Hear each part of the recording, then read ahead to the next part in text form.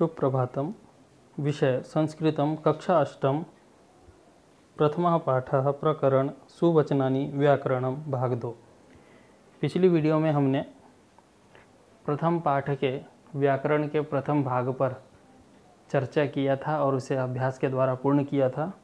आज हम व्याकरण के द्वितीय भाग को पूर्ण करने वाले हैं। उपसर्ग शीर्षक से आरंभ करेंगे। उपसर्ग आपने पिछली कक्षाओं में भी इसका नाम सुना होगा और उपसर्ग और प्रत्यय हम एक साथ अपनी अभ्यास पुस्तिका में अपनी पुस्तक से शब्दों को छांट करके अलग अलग लिखा करते थे। तो आइए आज उपसर्ग को विस्तृत रूप में जानें। आइए आरंभ करें। पठन्तु अवगच्छन्तु च, पढ़ें और समझें। निर्गुणः उपैति निपातेत परिवर्तन्ते सुकृतिनः परित्यज्यन्ति इत्यादिषु पदेषु निर उप नि परि सु इत्यादयः उपसर्गाः इति कथ्यन्ते। ये जो ऊपर शब्द दिए हैं जिनका भी हम उच्चारण कर रहे थे, इन शब्दों में ये 4 उपसर्गों का प्रयोग हुआ था। उप नि परि सु, ठीक है। और इन्हें एते द्वाविंशति अर्थात 22 संति, और ये उपसर्ग 22 होते हैं। प्र प्रा अप सम अनु अव निस निर दुस दुर वि आ नि अधि अपि सु अभि अति प्रति परि उप उत। ये 22 उपसर्ग संस्कृत में होते हैं। उपसर्ग उन्हें कहा जाता है जो किसी शब्द अथवा शब्दांश के पहले लग करके वाक्य की विशेषता को बढ़ा देते हैं, अथवा वाक्य के शब्द की विशेषता बढ़ा देते हैं, अथवा शब्द के अर्थ को परिवर्तित कर देते हैं। उन्हें उपसर्ग कहा जाता है। और ध्यान देने योग्य बात है इसमें, जैसे ध्यातव्यम कोष्टक में दिया हुआ एतेषां प्रयोगः पदानाम आदौ, आदौ माने आरंभ में, भवति आरंभ में होता है। जैसे आहार एक शब्द दिया हुआ है तो आ प्लस हार, उपकार उप प्लस कार, विहरति वि प्लस हरति, आगच्छति आ प्लस गच्छति, एवमेव अन्य भवति। ऐसे ही और भी होता है।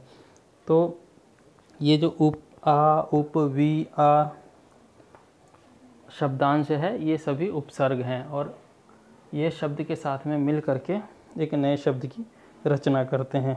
ऐसे ही लिखा है नीचे, उपसर्गेण युक्तस्य पदस्य अर्थः क्वचित भिन्न अथवा विशिष्ट भवति। उपसर्ग युक्त पद कुछ भिन्न होंगे, अलग होंगे, अथवा विशिष्ट होंगे। विशिष्ट माने विशेष अर्थ को धारण किए होंगे, इसीलिए उन्हें उपसर्ग युक्त शब्द कहते हैं। और क्वचिद अर्थ भेद न भवति, परंतु कुछ में अर्थ भेद नहीं होगा। जैसे जयः विजयः, जय और विजय दोनों का एक ही अर्थ है। नमति प्रणमति, नमति और प्रणमति का भी एक ही अर्थ है। इसमें कोई परिवर्तन या कोई विशेषता नहीं लिए हुए हैं। आगे है एतानि वाक्यानि पठन्तु अवगच्छन्तु च, इन वाक्यों को पढ़ें और समझें। आइए देखते हैं। छात्रः विद्यालयं गच्छति, छात्र विद्यालय जाता है। तो इसमें परिवर्तन है। सह विद्यालय पाठम अवगच्छति, वह विद्यालय में पाठ को समझता है। देखिए, गच्छति और अवगच्छति, गच्छति मतलब जाना, अवगच्छति मतलब समझना। अब उपसर्ग लग जाने से शब्द के अर्थ में परिवर्तन आ गया। विद्यालयात् पाठम पठित्वा सह गृहम् आगच्छति, और विद्यालय से पाठ को पढ़ करके वह घर आ जाता है। गच्छति शब्द में आ उपसर्ग लग जाने से आगच्छति बन गया, अर्थात आना। तो गम धातु में ही उपसर्ग का प्रयोग होने से देखिए अर्थ में परिवर्तन हो रहा है। गच्छति अवगच्छति आगच्छति, गच्छति मतलब जाना, अवगच्छति समझना, आगच्छति लौट आना।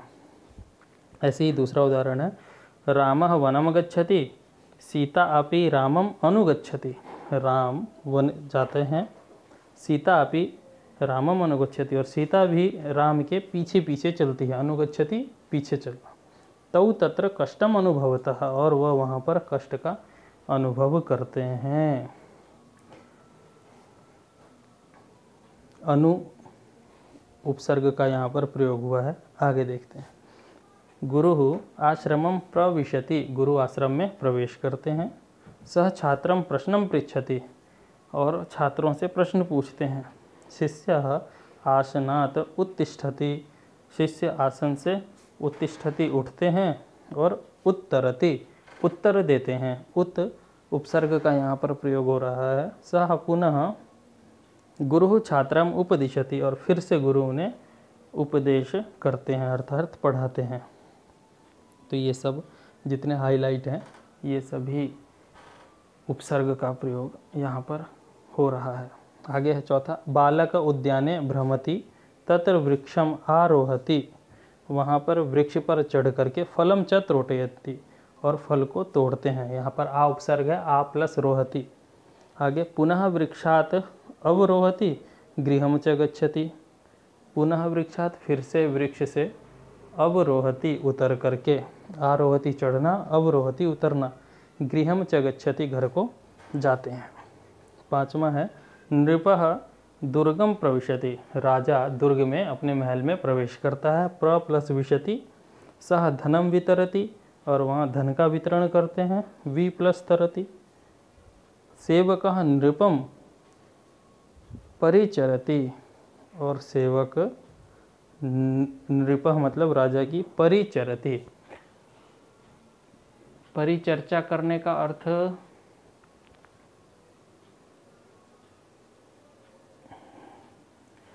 प्रसन्नता, उनके राजा के बारे में कुछ अच्छा शब्द कहना, है ना, परिचरति।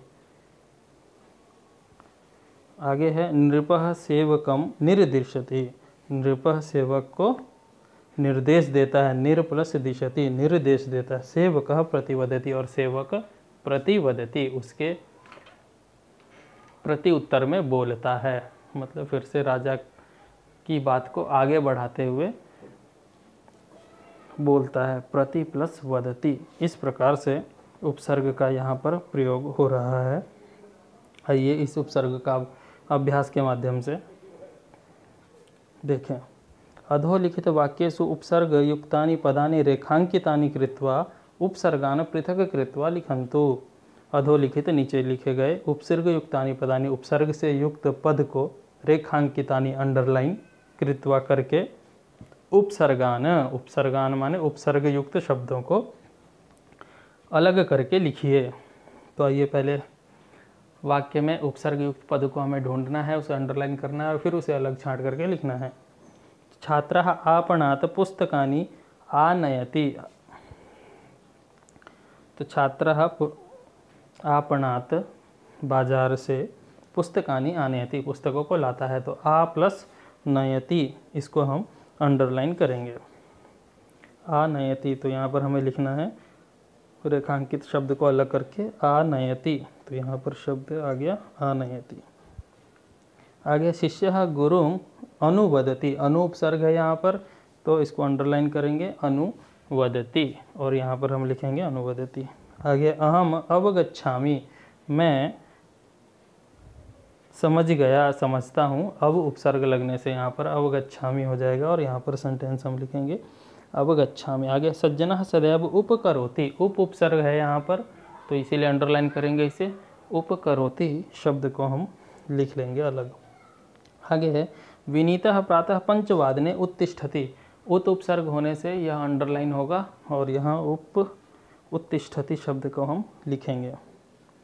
मानवस्य अधिकारः कर्मणि एव अस्ति, अधि उपसर्ग लगने से यहाँ पर इसे हम अंडरलाइन करेंगे अधिकारः, और कर्मणि एव अस्ति, कर्म में ही है, मानव का अधिकार कर्म में ही है। आगे है त्वं कदापि निर्धनानाम उपहासं न कुर्युः, यहाँ पर देखिए निर उपसर्ग है, निर्धनानाम, और उपहासम उप भी उपसर्ग है, तो दोनों ही उपसर्गों को हम यहाँ पर अंडरलाइन कर करके लिख लेंगे। त्वं कदापि, तुम कभी भी, निर्धनानाम निर्धन गरीबों का, उपहास न कुर्यः न करो। आगे है दशरथ अयोध्या या अधिपति आसीत्, अधि उपसर्ग लगने से यहाँ पर अधिपति को हम अंडरलाइन कर लेंगे। दशरथ अयोध्या के अधिपति हैं, अर्थात राजा आसीत माने थे। इस प्रकार से हमारा यह अंडरलाइन और उपसर्गों को हमने अलग करके लिख लिया है। अब आइए आगे देखते हैं। अधोलिखित वाक्येषु कोष्ठकेषु प्रदत्तानि पदानि योजयित्वा वाक्यानि पुनः लिखन्तु। अधोलिखित नीचे लिखे गए कोष्ठक में प्रदत्तानि दिए हुए पदानि पद योजयित्वा जोड़ करके वाक्यानि पुनः लिखन्तु वाक्यों को पुनः लिखिए। तो इन वाक्यों को जोड़ करके हमें लिखना है। छात्रः विषयम् अवगच्छति, छात्र विषयों को समझ रहा है। तो इस प्रकार से हम लिखेंगे छात्रः विषयम् अवगच्छति। आगे है राजा आसनम अध्यासते, राजा आसन पर बैठता है। तो अधि प्लस आसते संधि होने से अध्यासते बनेगा। जब संधि प्रकरण आएगा तो इसको भी हम समझेंगे। ई को यह हो जाता है तो इसीलिए अध्यासते शब्द बनेगा। आगे है सज्जनः सदैव जनान उपकुर्वन्ति, सज्जन सदैव हमेशा जनान लोगों का उपकार करते हैं। तो इस प्रकार से यह वाक्य हमारा बनेगा। अम्बा बालाय दुग्धम आ प्लस नयति आनयति, माँ बालक के लिए दूध लाती है।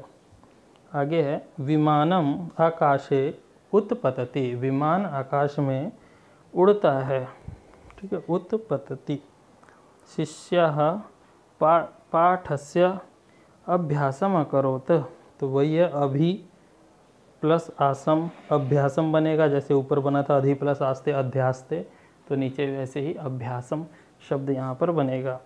शिष्यः पाठस्य अभ्यासम अकरोत्, अभ्यासम शब्द होना था यहाँ पर। आगे है पिता फलानि आ प्लस नयति, पिता फलानि, पिता फल लाते हैं, आ नयति।